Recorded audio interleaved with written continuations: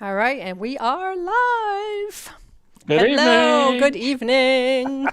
It's wonderful to have you guys here. I have got to adjust my screen here, so keep Yeah, talking. make me look good, will you? Because Because right this is now full-time work. we are like all messed up here. No, I'm not going to Yeah, mess this up. I'm the producer. I can't be saying that. All right. no, let me mess up because I'm just talent. I'm hourly. Yeah, I don't know what you're doing, but I it's don't fun. know. Just keep I'm talking, gonna send Chuck. you to producer show. Yeah, well, we're gonna do the producer show thing. Okay. Oh, my thing's not working. Just ignore the background. Just pretend that we're all. This is live, Here baby. we go. I did it. Okay, Whoa. perfect. Sort of. Nice job.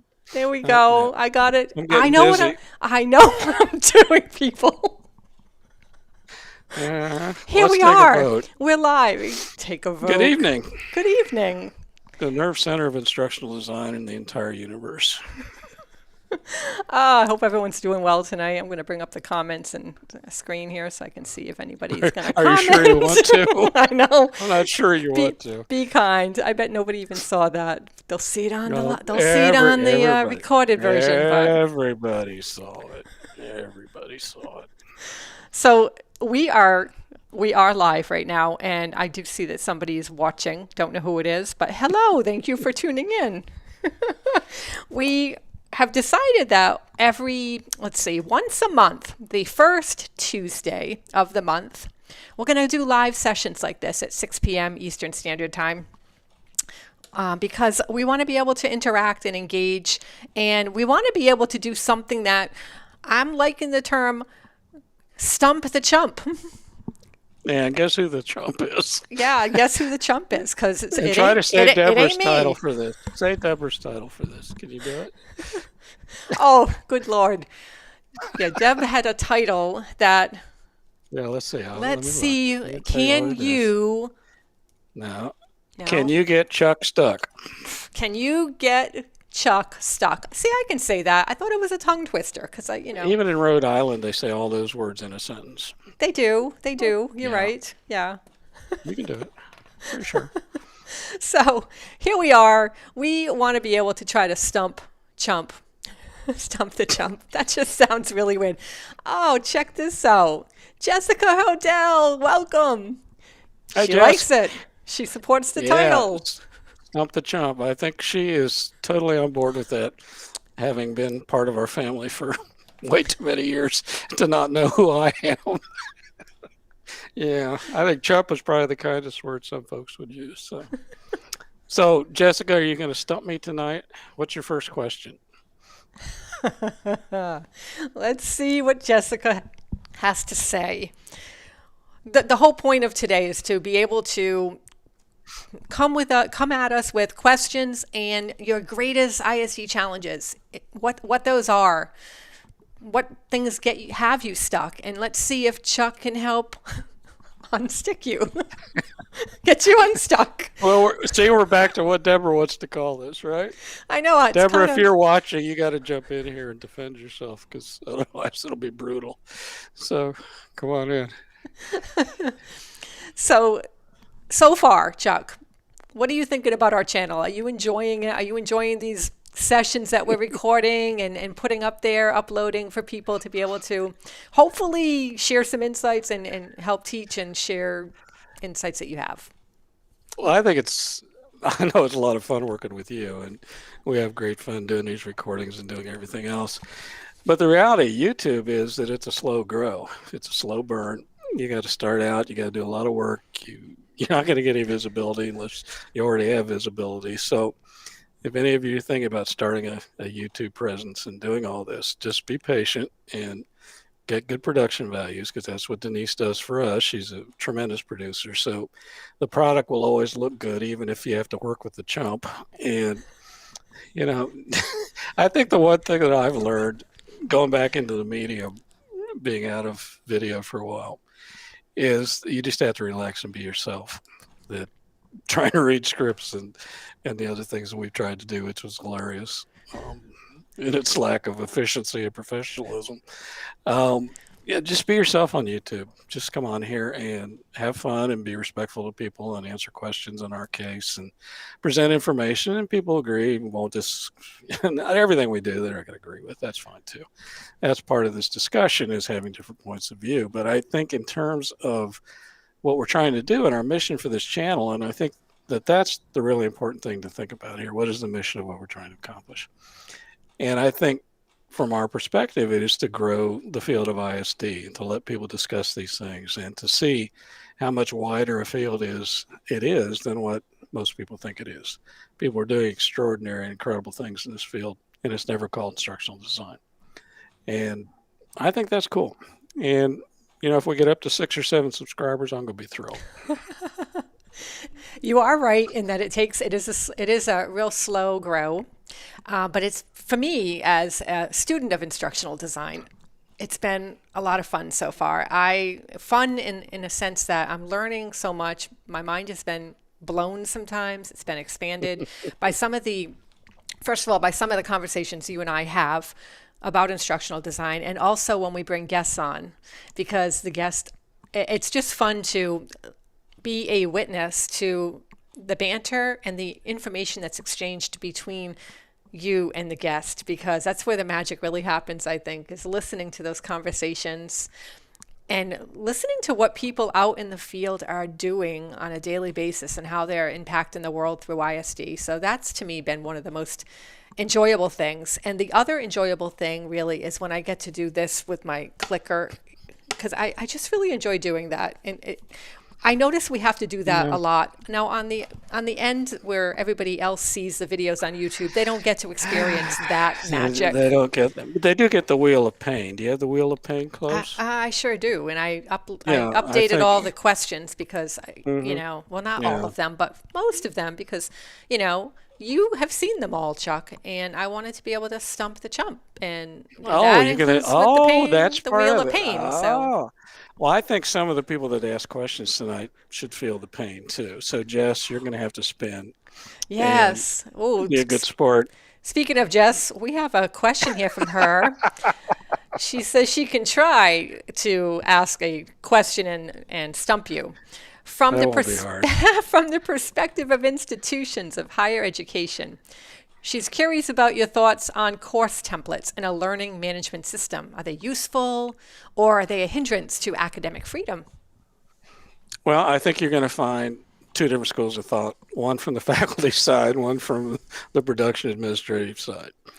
And having migrated literally thousands of courses now from classroom to online, my experience has been the templates are the only way you can do this in scale. The question becomes how much do you template? I mean, what degree do you do this? And a lot of times faculty push back and say, well, that's not how I say things, or that's not how I group things, or I don't think that these categories on the left of the screen are the ones that I would use. And at some point, you have to have some flexibility as a design function to be able to say there's a way to marry these two thoughts together. And on the design side, what we need is to be able to do these things efficiently and get them out the door and not spend 3 years moving a 3 credit course from classroom to online. So our needs are different than their needs. And the one thing that I found is when I actually had a conversation, and before COVID, it was sitting in an office or having coffee together, and now it's zooming around. But the notion is when you have a discussion with someone who's migrating the course, or when you talk to a group that's in a department, say you're moving a whole department's courses, I found it extremely valuable to get the design team and the administrative side in with the faculty and the teachers. And let's talk about all the things that you're worried about in this process. And the things you'll hear might completely surprise you. Some of the things I've heard in these conferences that, wow, I didn't even know that was a problem. Let's fix that before it becomes more of a problem for you. But then I also get a chance to explain to them why we have to have these templates, why we have to have something that approaches not only, they don't all have to look alike, but they need to all be able to be transverse alike. So when you look at navigation, that's the one thing a design function has to think about all the time. If I have a student taking 10 of these courses, I want them to get into all 10 courses, and I want them to be able to navigate essentially the same way. So if I'm going to call my discussion areas discussion boards, then why can't we always call them discussion boards? And why can't they always be in this particular order? And when I put materials up, why can't we call it the same thing in each of these? So when I go as a learner from course A to B to C to D, then I know that the things I'm going to look for that I have to read are in this section. And where I put my thoughts are in this section. And if I have to post some evaluation of mastery, this is where it's going to be and this is what it's called. And I think when you explain that to faculty and to teachers and trainers, they get a different appreciation for what you're trying to do. Because I think in some cases they think you're just trying to take over and it's this design idiot that's going to tell me how to teach my course. And no, we have no interest in telling you how to teach a course. All we need to do is take the greatness that you have in the classroom and make it greatness online. And here's the formula for that. So I don't know if that answers that, Jess, or not, but that's my perspective is you have to have it, but I think you have to have a conversation with them too. Well, Jessica says she agrees, and she wonders how far is too far. Lots of faculty concerns about templates at her institution. So there's a lot of faculty who are worried about that at her place. Yeah, sure. And I understand that. And if you haven't had the opportunity to just have the conversation about why you need them and why they're important and why learners need to be able to navigate the same way in each course, at least within a certain realm of reasonableness. I think what they don't like from my conversations with now hundreds of faculty is they don't like the creativity taken away from them. They think that you are going to cannibalize what they do and what they add to this whole notion of what teaching is. So as an instructor, this is the way I do it. I like to say this or that. I like to stand in this part of the room, or I like to sit behind the desk, or I bring cupcakes or cookies, or every instructor is different about what they see as their role in the classroom. And I always like to have a conversation. I always ask them, what's unique about what you do in the classroom? Tell me what makes you happiest standing in front of this group of people. What are the things that you feel like you accomplish the best when you're teaching? Tell me about your teaching moment. When do you know you've gotten through to a student or a group of students? And when I take the conversation away from the electronics of it, okay, now we're putting you in a box and anybody in the world could dial up and do this.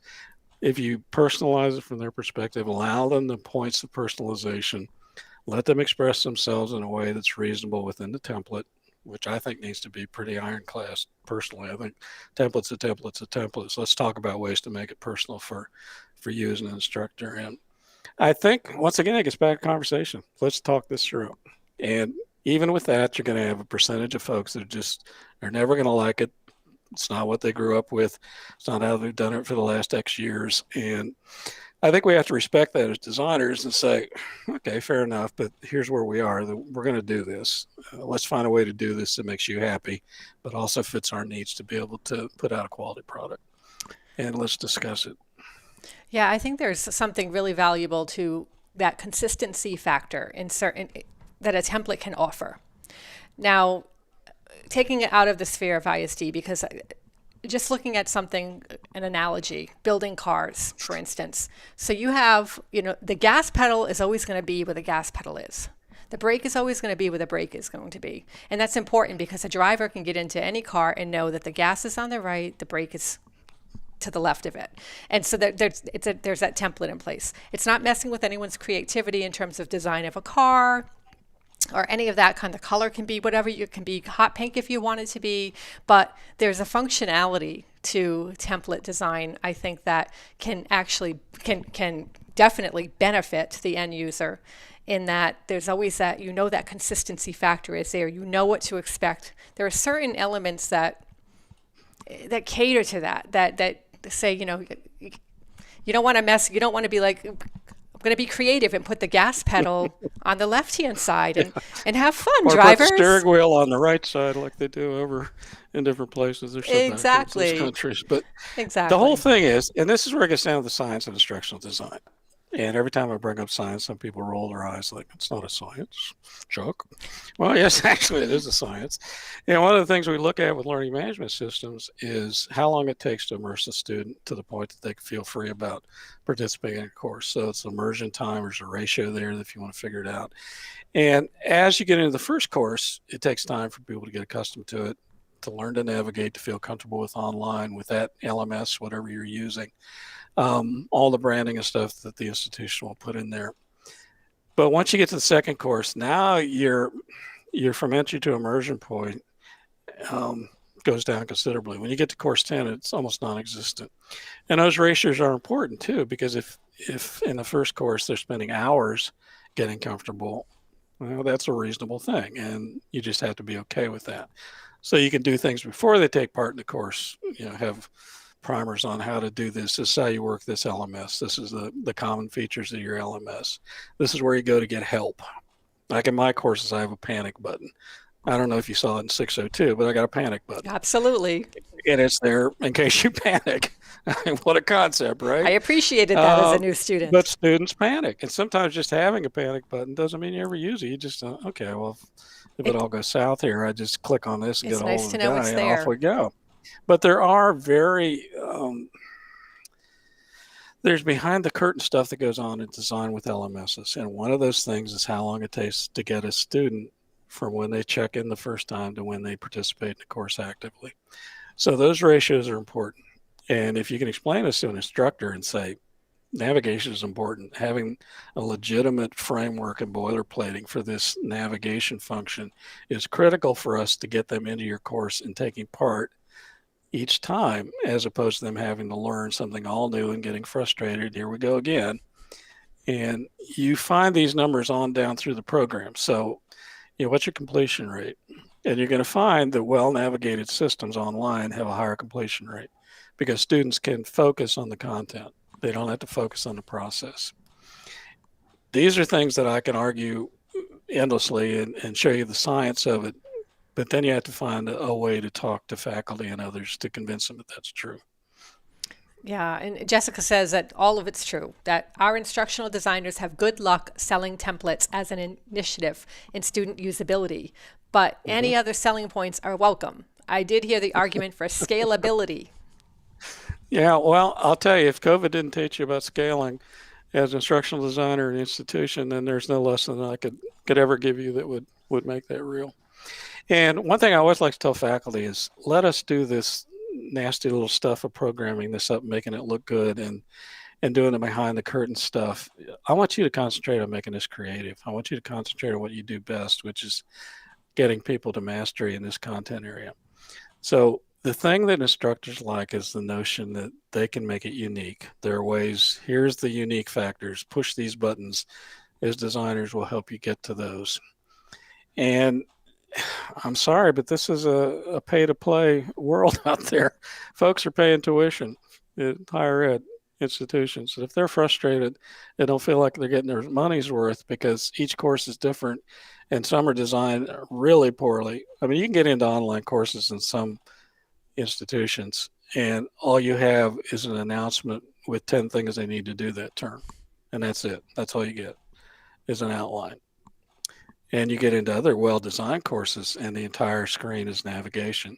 Here's how we help you learn. Let's take the technology out of the picture. I want you to not even think about the technology. I want you to think about the content and your instructor and how we get you to the end of this course successfully. So all these things are very positive things for faculty. It's just a transition. And scalability, my gosh, if you don't do templates and different ways to, if you want to say mass produce, I don't like to call it that because it'll get into the Henry Ford argument about assembly lines. But the whole notion of it is that there are ways to be productive and concentrate on the things that are important. Let us as designers do the dirty work behind the screen. You take care of the creativity out front and we'll make it look like a star every time. Yeah, that's really great. That's a really great way to explain it. Now, we had someone send us a question. And it goes, as instructional designers, how can we best integrate formal and informal learning? Formal and informal learning.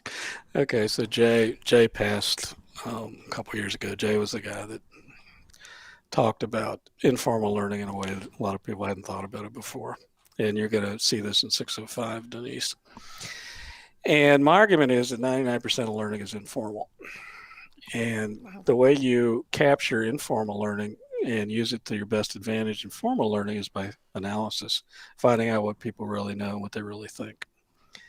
And many times, sometimes what you learn informally will shape exactly what you do with the course in a design. And one of the things I used to love to do when I was doing analysis on really large projects, months long, sometimes I did a 2-year analysis for a federal grant once. So can you imagine 2 years just doing the analysis to prove the feasibility of a course? 2 years Ooh, that I'll never get back. it was And not we'll a waste though, was it? Because no, of the course not. end course, the And I, end result and was I, just amazing, I'm like I went sure. fuzzy right there on the screen. That's how I was for 2 years. Federal grants, God love you. But okay, so one of the things that I would do is I would go sit in break rooms.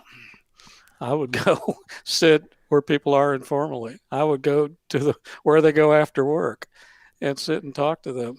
And I never can find my analysis work to what most people would think about it, just pushing numbers and doing things. I never did that. I never Oh, so played you by the sat rules. there, you had a cup of coffee with people, you found No, out their pain points. No? no. Before I quit drinking, Water? it was. You're right. Okay, we had water. Yeah, we had fizzies. We popped them in and talked about different colors. No, the notion is that if you're going to be a good analyst, you have to incorporate the informal world. And the thing you find about informal learning, especially in work groups, is they're informal leaders. They're not necessarily in line with the formal leadership. So there's always the person that says, don't do it the way they taught you, do it the way I do it because it's faster and quicker. And you don't need to do all that stuff they tell you to because that's just a waste of time. And if you don't have that information as someone doing analysis for a course or project, then you've completely missed the point Hmm. because you have to address that kind of stuff. If someone says this is an easier way to do it, and it's you can do it in half the time or a tenth of the time, why don't you look at that? Maybe Yeah. there's some truth to that. And so I would argue that any instructional designer needs to first engage in the informal world before And you put things down like that. how would you like so how would somebody best tap into that? So um You become them. I mean, I yeah. can't tell you how many times. Not that I was ever a content expert, because clearly no designer can be a content expert in most of the things they design for when you get to a certain level of expertise. So if Hmm. you're working in an institution of higher learning and I'm moving PhD classes from classroom to an LMS, sorry, Chuck doesn't know that. I don't know anything about that content. But I want to sit around and listen to the students and what they're saying about that content. And I want to sit informally with instructors and hear what they think about this content. But you'll find instructors will say, well, I can't teach that because I don't have time, or, I expect them to already know this. And that's where you get into prerequisites, right? What's the Yeah, instructor expect absolutely. somebody to come to the classroom with? And it's different at each level. So let's take us down to a program in a manufacturing scenario. Let's say you're doing training for an assembly line. Let's go back to Ford's original concept, 1919, whatever it was. And if you think about that, all you have to do is stand there. And I used to do this when I was looking at different programs. I'm not going to say the companies because that wouldn't be fair. But I would go to the assembly lines and I would stand in the background. And I never wore a suit for these meetings. I mean, I have to wear a suit when you go do what you do. But the other times I would put on scuffy clothes and old shoes and wouldn't necessarily look um, like I was anything more than what I was anyway. Going undercover. But now that's where going to police academy helped me. I learned how to blend in with the background, but that really helps. So I would wander around, have a hard hat on, glasses, and I would just wow, how'd you do that? I mean, is there any way that you could do that different? Is this the way you would do it? And ask questions like that. And you always get the managers. You have to get them to promise to stay the heck out of it. Do not be part of it. Don't come over to me. Don't acknowledge me. Don't act like I exist. Yeah. And don't act like you're going to get mad if somebody talks to me. Just let people talk to me. Yeah. And every time I learned something, it was key to what I was trying to do, to what I was trying to accomplish. So I think get back to the original question. I have a way of turning a 30-second answer into a 3-week dissertation. But the notion of informal to formal, it's incredibly important. The link exists. It's real. You just have to find out what it is. And if you can find the informal leadership and how they feel on something, find the informal processes that people are doing but are not considered what someone might want you to do, then you're going to find out what's really going on. Then you can find that compromise and find a way to do things. Yeah, so you really are putting on a detective hat because Yeah. and you have to be able to communicate with people, and if you're shy, you have to get over that because you have to be able to actually talk with people and really and get them to open up to you. Well, you have to be authentic with people. And there's the Yeah. thing. If Hmm. you go into workplaces where everybody is dirty because that's the work, and you show up in a nice suit and shiny shoes, stay home. You're going to learn more having Yeah. breakfast somewhere. Go in there and be authentic. Be part of who they are and respect what they do. And this is the other thing that I tell designers all the time. If you don't respect your learning populations and the things that you're doing, find another job. Because ultimately, what you do as instructional designers, you show the ultimate respect for your learners because you want them to be successful. You want them to be able to do the things that someone thinks is important for them to be able to do at a level of mastery that's acceptable. And you can't do that without this total and complete respect for what people do. And it matters not what level of expertise or education or anything else. You have to have the ultimate respect for this learning population.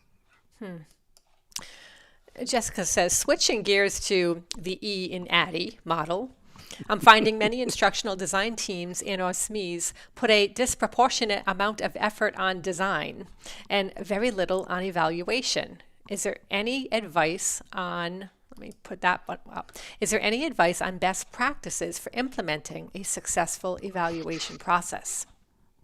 Well, thankfully, in higher education, the regional accrediting bodies have all now made it very clear that they want courses to have measurable and observable evaluation.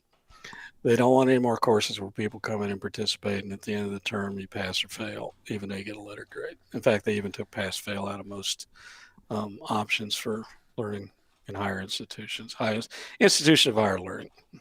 So, with regional accrediting bodies like Middle States here on the East Coast, they're the ones that I worked with most, and being on Middle States committees to get accreditation and doing different things. Almost every institution in the last 20 years has gotten a note in their review that says you need to do real evaluation. If you can't show that somebody participated in the course and was able to reach mastery as you defined it, then tell me why they should be taking that course. Tell me why they should be paying for that course. So many times in institutions of higher learning, the argument is made that this isn't an option. This is an expectation now for regional accreditation. And you get even farther into that if you look at specific accreditations, American Meteorological Association or any professional body that's going to credit a graduate or a student, they're going to have very highly defined methods of evaluating whether someone meets their standards or not for certification. So I remember specifically a program that we put together for people that were counselors, addiction counselors. And this was a nationwide program. It was a federal grant. People from all over the country were involved in this. And there was a test to get this accreditation, which included 3 years in practice, clinical practices, all kinds of other things. But they had to pass this test. It was not an option. They had to get a certain level of proficiency, and it was high. It wasn't like 70 or better. It was, I want to say it was 85 or 90 or better, which is tough enough. So we designed a program that not only got them to think about their clinical history and how that related to this certification process, but we actually went through every question in this certification to make sure that they at least had heard the question. You know, not always that specific question, but the same question, only different. People spend their entire careers wording questions for these things. But the notion of they talked about the concept, they thought about the concept. This is something you have to think about. And when you get into this certification exam, you're going to have to think about how you relate to this content and what you might want to answer. So not only does higher education have, and this was accredited, by the way, we accredited it, I think for 3 credits taking that course. And this is higher education now. People want results. People want tangible results. People want marketable results. People want to be able to use this to get a job or do whatever they're going to do. And I think you're going to find as you do post-course evaluations, whether you do level 3s or, I could even make an argument for a level 4 return on investment for these things. How much you invest and how much you get out if you go to school. How does that increase your employability and everything else that goes on? So I think you can make the argument in academic institutions that this is not an option, that you have to evaluate, and you have to do it at a reasonable level too. So show me something that I can observe and I can measure and make sure that I can tell when someone's reached mastery. And the other part of that is, what's my plan if they don't reach mastery? What's my plan for remediation? Say I've got 5% or 10% with a certain content area that I'm having trouble getting through. What's my plan for them? A good instructional designer has plan B for remediation if people can't meet the standard for what they expect in evaluation. Yeah, that's very interesting. Now, in terms of another question we had, how can we overcome the challenges for delivering virtual training to an international audience? Well, international audiences bring up so many different variables. So you have the obvious time and location. You have the notion of language, being able to translate if that's an issue. There's so many things with migrating internationally. Like I spoke to a student of mine today who's in Dubai, 8-hour time difference. And Yeah. okay, if I'm going to do online, I've got to think about that. So I do synchronous or asynchronous. And most of the time you do asynchronous because that allows them to participate when they can't. But if you're going to do something synchronous, you have to balance what they think is reasonable and what you think is reasonable. So in one course I'm teaching this term, I just got on and this is the first day of the course that are doing bios, and I have a student in Korea. Um, that's exactly 12 hours difference. So there is no way I can do synchronous activities reasonably. Um, so the design becomes a lot of things. It becomes first how you decide to do it. And most of the time, synchronous is probably going to be the way to do it, but there are alternatives that you can do it other ways.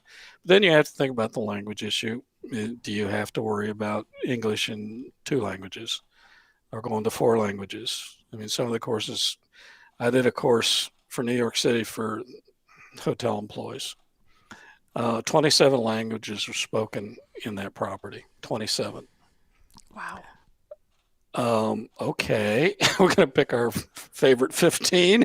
Are we gonna How teach did it you all how did 27? you how did you decide? Like what was the We found where the resonance points were. So the resonance points were English, Spanish, French, and I believe Arabic, but I'll have to think back. It was a while ago.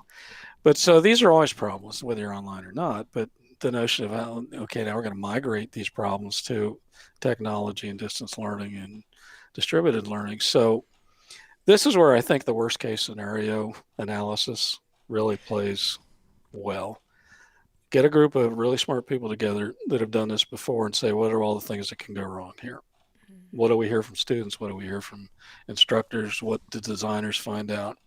And I think when you do a worst case scenario, uh, you can call it analysis or evaluation, whichever way you want to go with it. The notion is things are going to start to pop up, and they're going to be the same issues you have in any other course. They're just going to be spun a different way.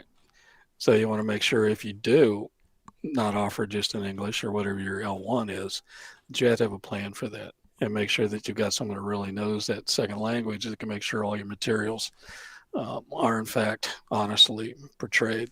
And I can remember things that we translate just to Spanish, which you would think would be pretty easy.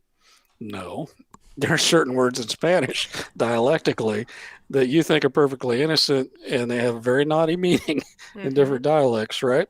So we were saying one word which is particularly offensive, which we had no concept of because our interpreter was dialectal in a different form. So, it's always pilot test children. Um, but it's that kind of stuff. You can do it. I mean, you just have to figure out how big's your field, how wide you're going to make the variables, and you can come up with things that resonate very well with this. And now the expectation is abroad that, okay, it's if I'm taking a course, within the United States, here's the time frame. I might be 8 hours off, I might be 12 hours off, might be 16 hours off. Try teaching in Australia from here. Was it 16 hours? So there's all this stuff, and that's where you usually fall back and play safe and do asynchronous. But sometimes you got to do synchronous. So in some cases, I've had to do 2 things for every course in 2 different time Wow. spheres. So one on the time that we would normally have here, and one that, an Asian time or an African time, or a lot of things it did in Egypt. Egypt is 7 hours off. Try doing that synchronous. I mean, and in Arabic Yeah, it's or Israel. it, Okay, Israel 7 hours. Dubai 8 hours, and do it in different language. So do it in Hebrew or. yeah. Okay, You welcome to the world of international learning. become an expert in time zones, which always Yeah. always mess me up when I do interviews with international students or industry practitioners, industry experts. I always get confused with the time zone. I have to go and Google that and make sure I'm on the Well, right time zone because, well, that's because Rhode Island has its own time zone. It's Rhode yeah, Island time, that's which can be right. anything from noon to 6. Who knows, right? It's beach time. That's right. You got that. You can say that about Ohio time too, right, Okay. Jess? What is Ohio time? Buckeye time. Nobody knows what that is. And then Indiana's got two different time zones. So try going to Indiana because you don't know what year it is sometimes. So it's just all this stuff that you got to put in your formulas, and you can figure it out. You come up with something. Yeah, and it's that worst case scenario planning Got to do it. that Got to really do it. does help in pilot testing, making sure that things are the way they should be and they're not misinterpreted. All great advice, all great points. Another question that came in was, in what ways can we use social tools to extend formal training? So social media. Yeah, I love social media, and I've been using social media before it was social media. And what we have today is, you know, how many generations of social media? I have to go back and look, but it all goes back to this notion of anytime, any place, instantly, and 140 characters, 144 characters at one point. Just like I went in and out of focus, so will social media at times. But I think it's tremendous, and I use it all the time. I use it in the classroom when I'm teaching. I will have a Twitter feed scrolling across the bottom of the screen for comments and questions within a class, and I'll come up with a specific hashtag that I hope nobody else is using at the moment. And I've told you some of the horror stories from when I've done this in the past and things people come up with and post on there because Google is not your friend at all points. But social to me, media to me is a tool. It's an adjunct to what you do. I argue I could teach an entire course on Twitter, and I think I could do that. And all you have to do is think about how you think about learning. And in the new book and in different things that we've talked about on here, Denise, I get into this notion of putting together training or information or education in packets. Think of everything as being a chunk of learning, not as an entire body of learning. So an hour might have 60 chunks of learning in it. And if you think about that, you can break that down and easily use it within the confines of social media. You can also use social media as an adjunct to a course. So use it for information driving, use it like I do for questions and comments, do lots of different things. Many of the courses that I have away from UMBC are associated with Facebook pages and Instagram accounts and different things because we do have a lot of people in different time zones. So for us to communicate in real time, that's the easiest way to do that. So I'll post things on Facebook that are related to the content and do whatever. But each of the social media, I still haven't found anything for TikTok. I'm still not sold. you got to get the dogs involved. I, I The look at dog TikTok and I lose complete figure out a faith in way. humanity. You got to figure out a way to bring the dogs into So the if lessons somebody and out there can tell me how to use TikTok in education, I know there's a way. I've got a block. But all social media is useful, even TikTok. We can find a way to harness I'm that. sure. So make it part of what you are. And the thing that I found too about social media, which at first was hard for me to understand, now I completely understand it, is people that use social media personally, like it's how they communicate with their social group, with their friends or whatever, they have a hard time using it for education. And they feel like it's infringing on their personal time and their personal place. And this whole space issue and, giving my 3 foot of social distance, it all applies to social media too. So you have to think about your population, do your research, look and see, is this a group, even though they use social media, all of their waking hours, are they wanting to use it for education and training? Right. And how will they feel about that? And then you've got the training issue with people who've never used it. One of the courses I teach in apprenticeship for apprenticeship instructors is how to get on social media. And most of them have never been on social media. Wow. The younger ones have, and one of the most striking stories, and it still brings tears to my eyes. I had a guy that just was not going to do this. I'm not going to do this. I'm not getting on Twitter. It's commies and whatever. That's not what he said, but this whole notion of it. There's this whole underground here. It's going to come and find me if I get on Twitter. Yeah. So I made him do it. I said he can erase his account as soon as the class was over. Make sure nobody follows you. He's probably got like 10,000 followers now. He probably does. But the whole thing was he got on there and he just put out, "Hi, this is me. And I'm doing this against my will." Okay, I'm fine with that. And 3 minutes later, up on his account, his daughter said, "Dad, when did you get on Twitter?" And he started crying. Oh. It's like, Chuck, my daughter doesn't talk to me. And she wants to know how long I've been on Twitter. And tears rolling down his cheeks. And I'm thinking, maybe you'll listen to me next time. I've been on for 30 seconds. And I that's see awesome. this repeated over and over and over again. And sure, I mean, I'm not going to put anything personal on Twitter. It's not going to happen. I mean, my personal space is not my public space, especially with the things I have to do publicly to do this or that. But I think there's a time and a place for people to find a comfort level with some of the things they do. And I like to see that kind of growth where people are able to accept it for what it is and not make it more than it is or less than it is. And, it's a tool, it's an adjunct to what we do. And I think used wisely and in the right population with the right content, you can do some amazing things with it. Yeah, absolutely. And there are so many different platforms. And I mean, as an author, I interact with a lot of people, and there are some people who I can reach on Facebook, and some people who are like, I'm never on Facebook, I'm on Twitter, I'm on Instagram.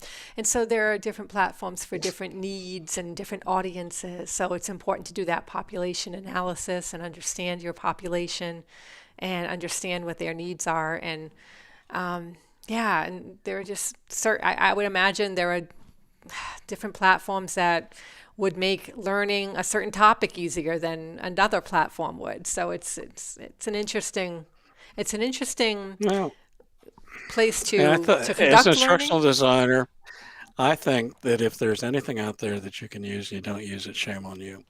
Whether that's social media, whether that's building blocks. I mean, it depends on your population, it depends on your content, depends on how you have to implement it, what environments you have. Yeah, If you don't use everything that's available to you, why are you being a designer? If you're in that box, that's not yeah. healthy for you. There's so much good stuff out there. Take a field trip. I mean, some of the assignments that I used to do in some of my courses would go sit in the mall and observe people for an hour. I love that. I really do. I think that's the best way to learn about human nature and Just go watch it. understand what people And what the pain points are. And And I had designers go into businesses, different yeah, businesses like fast food places and hotels and, anything is a business. I had to ask them if you can come in and just observe, that you're not going to comment on anything or design a course unless that's what they want. You can do that later. But right now we're just talking about analysis. Just go in and watch. Shut your mouth for an hour and pay hmm, attention to what's going on. yeah, And everybody comes back a different person about analysis and about the tools that they could use. And we even put together a program as a result of this for baristas at a very large chain, which I won't mention. But we had a group of students go in and just observe, and they found so many things just standing there watching the inefficiencies and the communications tools. whoops, And sorry. wow, wait a minute, let I me don't adjust my know what I head. just did. What are you trying to tell me, Denise? I was playing around. What can I say? I was. And ladies and gentlemen, that's our producer, Denise Cardano. We needed a little comic relief. I don't know. Yeah, so that was fun. But anyway, so if you think about all these things, social media is just one design tool. Get out there and watch what Yeah. people do with it. So sit in the park and watch. Or, I mean, Jess knows. Sometimes we sit around as a family, we text each other just to irritate each other. And there's so many things you can do in a very productive way, and just find out, okay, what are these soft points here? What are people able to participate in? And there are times when people, just like on the internet, people feel much more comfortable sharing something in social media. And I used to say that I never thought that online could be as personal with my relationship with students as a classroom. And what I found out is I knew more about my students online at the end of a term than I knew about most of my students in the classroom. And that's because there's a different level of communication, a Right. different level of intimacy that people are willing to share and feel safe about. And a lot of times people will write paragraphs and won't say a word in class because Yeah. that's not the way that they communicate. Hmm. So I think social media is just one of many terrific things that we can use. Absolutely. Yeah. So we had one more question, and we're getting to the 45-minute mark here. So kind of be a great way to wrap it up. The question is about difficulty and objective. So why should designers care about the degree of difficulty in objectives? Okay, so degree of difficulty and objectives. This is a very good question. It gets us into the science of instructional design. Degree of difficulty is incredibly important. This goes to performance agreement too. It's making sure your objective behaviors and conditions and evaluation tasks all match up. And the reason you do this is because you want to make sure that what you're doing is matching not only the level that the content needs to be, but also the level of the expectation of what this learner will be able to do when they leave. So let's take the real simple example of riding a bike. So a degree of difficulty in a course in riding a bike could be to observe someone riding a bike as a learner and then write a paragraph on what it's like to ride a bike. So, okay, Chuck, you've seen me ride the bike. Tell me what riding a bike is all about. Tell me how you ride a bike. And I say, okay, well, you stand up, you sit down, you take the handlebars, you pedal, you try not to fall. That's how you ride a bike. Okay, so now degree of difficulty, if it didn't matter, that's an A, right? Yeah, Okay, that would no be, problem. yeah. Yeah, passed the course. Congratulations. Denise, you are now an expert bike rider. Now let's get out there and see you actually do it. Okay, so now let's take degree of difficulty up a little farther, and let's say, okay, I would like for you to demonstrate the ability to be able to get on the bike and just balance yourself on the bike in a stationary position. So that's an intermediate level of proficiency or Yeah. degree of difficulty. Now, what I would suggest most people would think would be reasonable is now be able to take it 50 feet without falling off, without losing your balance. So you have three different levels of difficulty. One is describing, and this goes back to Bloom. Look at Bloom's verbs, and you'll see this very clearly.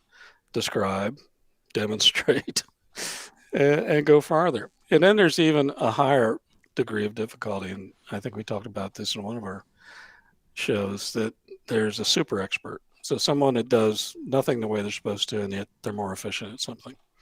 And this was proven with jet pilots, that you would teach them to do something perfect, whatever that was, landing on a carrier, taking off from a carrier, or any of the other things that they might do. And there would be that one pilot that would do something different that worked better. Hmm. And that was the super efficiency or the super mode of learner hierarchy. So the more you get into this, the more you realize that this is really a critical factor in what you do as a designer. You have to be able to produce an evaluation of mastery and presenting content and delivering this to a learner at the level at which, and I would argue that they're going to use it in the real world. That's always my guideline. What is the practical application of this content?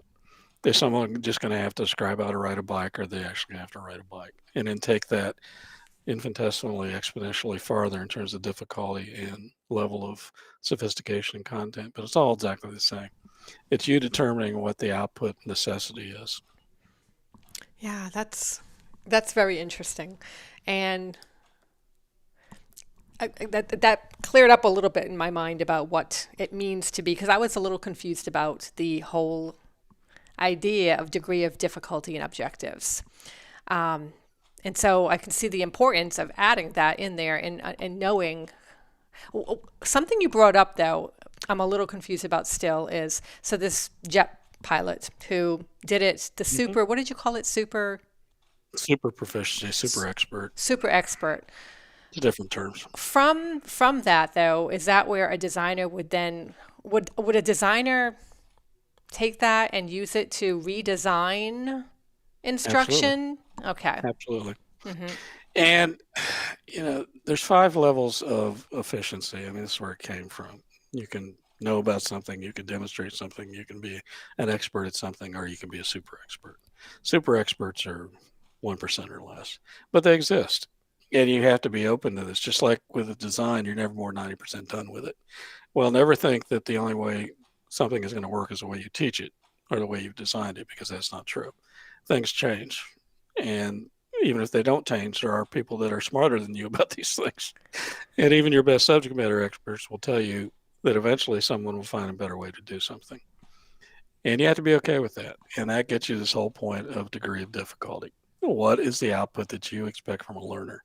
If it's not that high, if it's just, a survey course or just background information, okay, they can describe things. But an example that I love to use is in health services, CPR. Do you want somebody to be able to describe how to do CPR?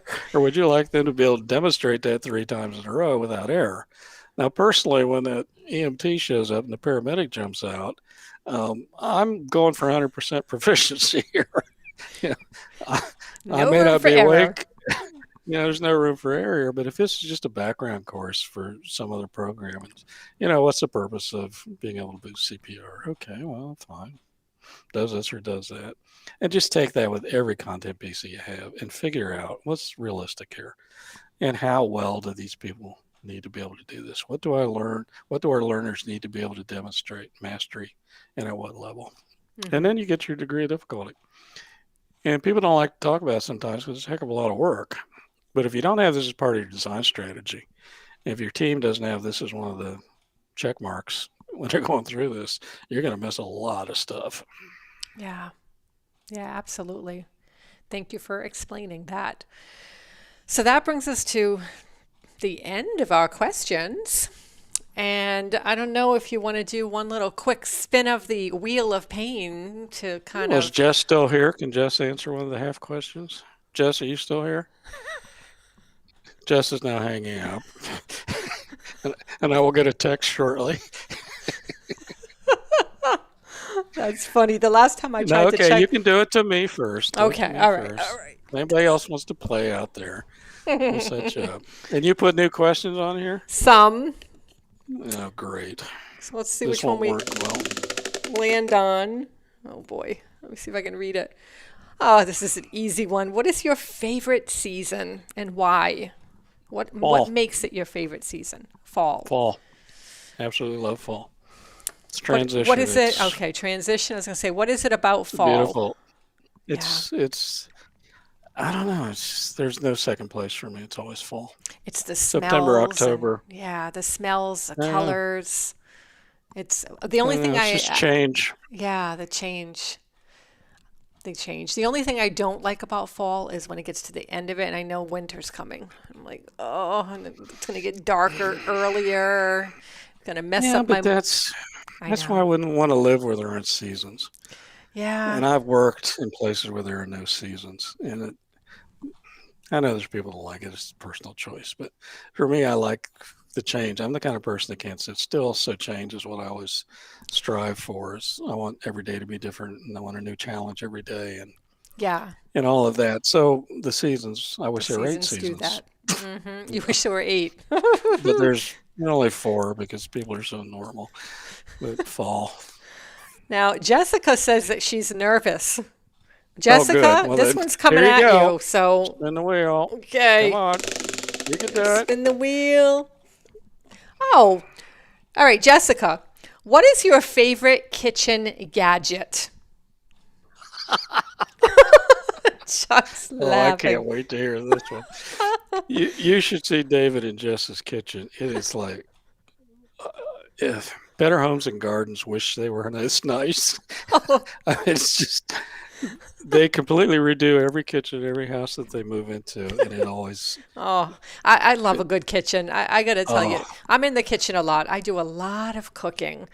oh, And you would one of love my, their kitchens. oh, I like my dream is to have an indoor grill in my kitchen. Like I would love, I stayed at a house once. I house sat a long time ago and they had a grill right in the center of their kitchen. And I thought that was the best thing in the world. But I don't have that as Well, my I will gadget. send you a kitchen photo from Jess and David, and you will just drool because it's so incredible. So Jessica says a pot filler. It seems so useless in theory, but it's a must. I don't even know what that is. That's so Jess.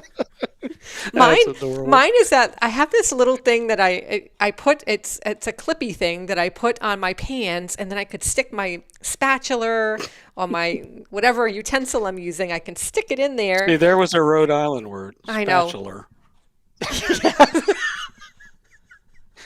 Don't ever change, Denise.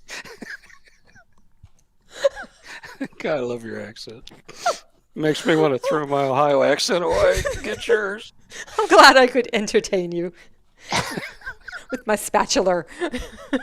That was very There's Rhode another Islandish. word. Yeah, tell me. So, So, Jess, you want to do one more? all right, One let's more. do one more, Is there Jess. anybody else out there that wants to do Yeah, one? if Let's do one for Jess. Yeah, one I'm more. gonna go. All right, so hold on. So Jessica says to Google it. I'm gonna Google it. It's You'll like a Google it. faucet for the stove. Oh, yeah, that could be very useful. Yeah, it's way beyond my pay grade. All right, what is Jessica? What is your thought on unplugging from technology? Hmm. I'll tell you while we're Hmm. waiting for Jessica to answer. I tried to do that desperately this weekend. I really, really did. I had 4 days And and I you said, didn't. You were horrible at it. please. I'm like, the second the phone bling, bling, I'm like, whoop, whoop. It's You'll terrible. notice that I did not. I know, I noticed. I did It was not a little text you all quiet. weekend, I and then I know. saw you on Instagram, I couldn't help myself. I'm and that like, was yeah. Oh well, okay. So much for this weekend idea. yeah, I have a hard time unplugging personally. I, I really do. But I think it's a good thing to do every once in a while. I really do. Just put technology away and just go out into Mm, nature and spend some yes. time digging in this, Hmm. digging in the garden. I did do a little bit That's of that. Played with it's a the great theory. cicadas. I can't do it for 10 seconds. It's really hard. I mean, I have technology all over the place. I mean, it's like everywhere I look, it's terrible. So Jessica says that she's all right. It's an absolute must do, but it's so difficult. Okay, great. I'm glad that you agree with us. No She's phone tried no Sunday. phone on Sunday. It only lasted about 2 weeks. It's really, yeah, I understand. I, no I phone just Sunday. I like don't think so. that's when everybody calls or texts, and then you feel like you're missing out on something in the world. That's the problem. Yeah. These I don't people, make excuses anymore. I don't make apologies.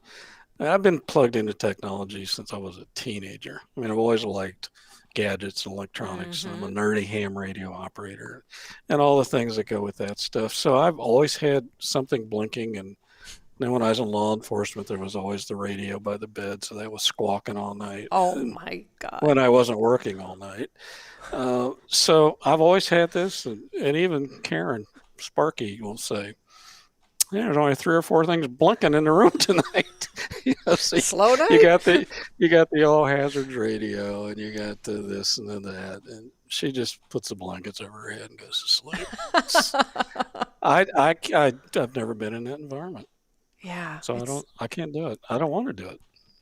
it's, I'm okay with I that. think it would be difficult to do. But once in a while, I do like to just get out into the garden and sit out on my deck or something and just But not you have my take the phone phone. with you. Oh, you always take your Well, I phone. usually do, but there are moments where I don't. I will tell you, full disclosure, in starting my new class this week, 6:05 with you, I took my Kindle. Yes, it's technology, but it was my Kindle, and I have the book on my Kindle, and I went out to Hmm. there without my phone, and I read the chapter, and I felt so peaceful. I'm like, the cicadas were chirping, Hmm. the airplanes were flying by, but that's okay. I live near 5 miles from the Okay. airport.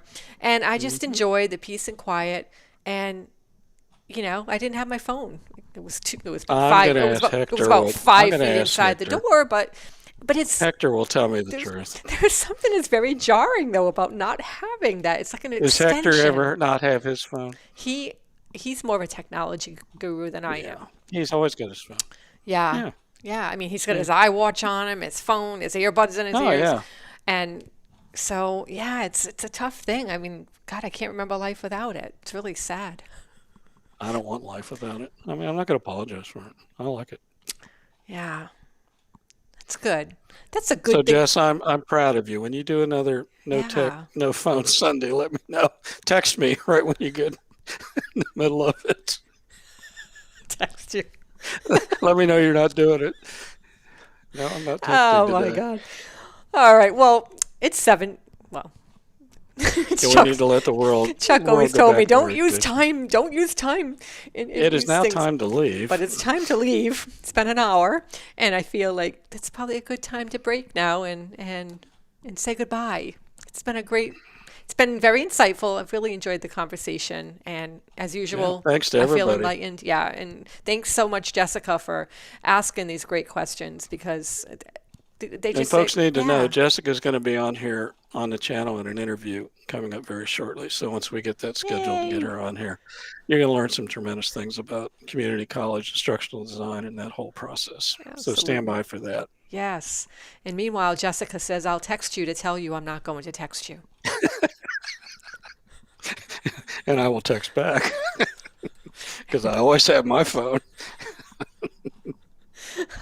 On that note, thanks On everyone for that tuning note, in. If you're watching the replay, go ahead and put some comments and ask some questions and try to stump Chump. Stump the Chump.